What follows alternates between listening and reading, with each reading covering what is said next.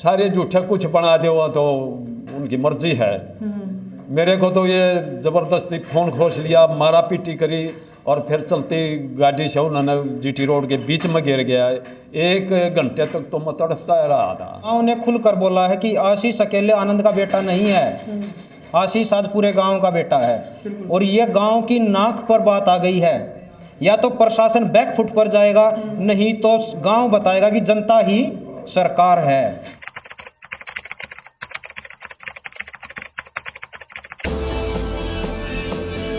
सारे भाई ने राम राम। गांव मांडी में जो सिंघम का गांव है, आशीष कुमार सिंघम जो पानीपत पुलिस में है, उनके गांव में आज महापंचायत हुई थी। खाप पंचायतें भी आई थी, भारतीय किसान यूनियन से लोग भी आए थे। तो उनका क्या फैसला रहा, क्या कुछ प्रशासन को जो अल्टीमेट दिया गया उसके बारे में बातें करेंगे। सिंघम के पिताजी श्री आनंद कुमार जी हमारे साथ मौजूद हैं और साथ में रविंदर जी हैं, गाँव आट्टा से, भारतीय किसान यूनियन से आते हैं। ये भी सुनने में आया कि इनके ऊपर भी केस दर्ज हुआ है। सारी बातें करेंगे कि जो पंचायत का क्या कुछ फैसला रहा। तो सबसे पहले राम राम जी। राम राम जी सभी दर्शकों को। क्या कुछ कहना चाहोगे, जो फैसला हुआ है क्या फैसला लिया गया वैसे? देखिए, जो ये तंत्र है, ये तंत्र आवाज़ दबाने की कोशिश करता, खासकर संघर्षशील लोगों की। लेकिन उनको ये नहीं पता है कि जो संघर्षशील लोगों की जो आवाज़ दबाई जाती है वो 2 गुनी रफ्तार से बढ़ती है। तो सेम ऐसा ही हुआ है आज कि जो कुछ पत्रकार साथियों पर जो मुकदमे लगे हैं, हमारे पर मुकदमे लगे हैं, उसके पिताजी पर मुकदमे लगे हैं, आशीष के भाई पर मुकदमे लगे हैं, तो उन सब को लेकर और आशीष भाई के ऊपर जो जाति हुई है उसको लेकर आज गांव मांडी में एक महापंचायत का आयोजन किया गया था। और उस महापंचायत में भारतीय किसान यूनियन, भारतीय किसान संघर्ष समिति, खेड़ा खाप और खटखट टोल कमेटी और भारतीय किसान मजदूर महासंघ, बहुत सारे अन्य दल थे, गोरक्षा दल था, वो सब यहाँ पर एकत्रित हुए हैं। यहाँ तक कि प्रशासन के रिटायर्ड अधिकारी भी यहाँ पर आए हैं, डीडीपीओ हैं, एक्स डीडीपीओ हैं, एक्स आईजी हैं। तो उन सब ने एक फैसला लिया है कि भाई जो अब होगा, प्रशासन को अल्टीमेटम दिया गया है 2 दिन का, सोमवार और मंगलवार। या तो प्रशासन इस 2 दिन में सचेत होकर ये जो कानून कार्रवाई जो अन्य साथियों पर की गई है इसको वापस ले, नहीं तो आगे की जो कार्रवाई है वो पंचायत ने निर्धारित कर ली है कि हम सोमवार मंगलवार का दिन प्रशासन का है और बुधवार का दिन हम सब संघर्षशील लोगों का है। जो हमने निर्धारित किया है कि आगे क्या होगा, हम मिनी सचिवालय पर घेराव करेंगे और वहीं पर हमारा धरना प्रदर्शन तब तक जारी रहेगा जब तक मीडिया को इंसाफ नहीं मिल जाता, तब तक उन साथियों को इंसाफ नहीं मिल जाता, और जब तक आशीष सिंघम को इंसाफ नहीं मिल जाता और मुकेश त्यागी के खिलाफ FIR दर्ज नहीं हो जाती और वो जेल में नहीं चले जाते, तब तक हमारा वो संघर्ष जारी रहेगा। तो एक ये विनती है आपके माध्यम से कि मीडिया के जितने साथी हैं वो आज इकट्ठा होकर अपनी आवाज़ को बुलंद करने का काम करें, क्योंकि ये आवाज़ का जो मीडिया का है वो गला घोटने का काम किया जा रहा है इस तंत्र के द्वारा।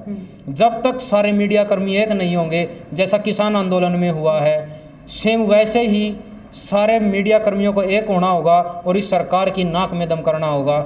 जब तक हमारा संघर्ष जारी रहेगा, इस संघर्ष के दौरान हम प्रशासन को बैकफुट पर भी लाएंगे और उनको झुकना भी पड़ेगा। जो जो कार्रवाई इन्होंने अब तक की है वो सारी की सारी जो रोड जाम करने की धाराएं लगाई हैं कि वो रोड जाम किया है, खुद उसके पिताजी को, आनंद जी को, वो रोड पर फेंक कर जाते हैं और वो बोलते हैं कि आप लोगों ने रोड जाम किया है। उसके खिलाफ सभी पुलिस कर्मियों के ऊपर बाकायदा FIR दर्ज होगी। ये सब फैसला यहाँ पर इस पंचायत में लिया। सिंघम के पिताजी हमारे साथ मौजूद हैं, उनसे बातें करेंगे। अंकल जी, आपके गांव की पंचायत हुई आज, बहुत सारे जो दल आए आपके गांव के अंदर, तो कितना क्या कुछ सहयोग मिला गांव की तरफ से आपको? ये जो हमारे साथ है गलत पुलिस प्रशासन ने किया है और हमने इसे गाँव वासियों को बता दिया है, वैसे ऐसे जाती हुई हमारे साथ। तो सारा गांव और गुआंढ इकट्ठा होया है, इन्होंने अपना फैसला लिया है, वो जो लिया है वो हमने मंजूर है। ये सारा गांव और बाहर के जो पड़ोसी गांव हैं और दूर से जो आदमी आए हैं, उन्होंने जो फैसला लिया वो करेंगे। इसके बारे में उन्हीं को जानकारी है। मैंने और इसे कितना खुश आप पंचायत के फैसले से? सारा खुश हैं जी। मारा बोझ उतर गया जी। आज मेरे सिर पर जो बोझ था, मैं तो चाहूँ कि अड़खा हो गया। ये गांव और ग्वांड ने और इस हरियाणा के लोगों ने उठा लिया। इतनी खा पा रही थी, इतने दल आ रहे थे, इतने आदमी आ रहे थे, उन्होंने सारी जिम्मेवारी अपने आप ले ली। भाई हमारा काम है यो इस अन्याय के खिलाफ इस जो प्रक्रिया पुलिस प्रशासन करी है हम जाने और हमारा काम जाने। अच्छा, कहीं ना कहीं जब पंचायत होने से पहले, जब पंचायत की बात भी नहीं हो रही थी कि पंचायत होगी कि नहीं होगी, तो क्या आप अपने आप को अकेला महसूस कर रहे थे? नहीं, अकेला तो नहीं कर रहा था, मुझे पता था और पहले भी बहुत सहयोग मिलता रहा है, मिला है। अकेला तो नहीं, इस समाज का, इस भाईचारे का, बल्कि मैं तो यह कहूँ कि हरियाणा ही नहीं सारे भारत देश का जो है सहयोग फोनों के द्वारा या जो हम मोबाइलों के द्वारा ये जो वीडियो वगैरह हो उनके द्वारा जो मिल रहा है, अकेला तो महसूस कराया ही नहीं और अब तो है ही नहीं महसूस अकेला। ये तो देश ने इस हमारे सारे जनता ने, सारे देशवासियों ने उठा लिया है। अच्छा, जो मीडिया कर्मियों के खिलाफ जो एफआईआर दर्ज हुई है उसमें आपका नाम भी है कि रोड जाम किया मीडिया कर्मी वाले ने, झूठ है सारी बातें। तो उसके ऊपर क्या कहना चाहोगे फिर? सारे झूठे, कुछ बना दो तो उनकी मर्जी है। मेरे को तो ये ज़बरदस्ती फ़ोन खोस लिया, मारा पीटी करी और फिर चलती गाड़ी से उन्होंने जीटी रोड के बीच में गिर गया। 1 घंटे तक तो मैं तड़पता रहा था, पता भी नहीं था मैंने तो पड़ा कहाँ है। फिर तो किसी जानकार ने देखा है, वो उठा कर लाया है मेरे को। तो अच्छा, पंचायत में जो फैसला होगा कि 15 तारीख तक का टाइम दिया गया प्रशासन को, वो लिखित में दिया है कैसे? नहीं, वो कुछ लिखित में नहीं है, क्योंकि लिखित में देने की जरूरत क्या है? बेवकूफ़ समझते हैं क्या वो जनता को? यहाँ पर जब ये आज कल पंचायत का मैंने बता दिया था, तो यहाँ पर सीआईडी के बंदे थे, वो देख रहे हैं कि होता क्या है। और आज सबसे बड़ी बात यह है कि गांव ने खुलकर बोला है कि आशीष अकेले आनंद का बेटा नहीं है, आशीष आज पूरे गांव का बेटा है। और ये गांव की नाक पर बात आ गई है, या तो प्रशासन बैकफुट पर जाएगा, नहीं तो गांव बताएगा कि जनता ही सरकार है। और ये गांव निर्णय लेगा। गांव के साथ साथ जितने भी और अन्य दल यहाँ पर पहुँचे हैं वो निर्णय लेंगे कि आगे की जो प्रशासन को कैसे बैकफुट पर लेकर आना है।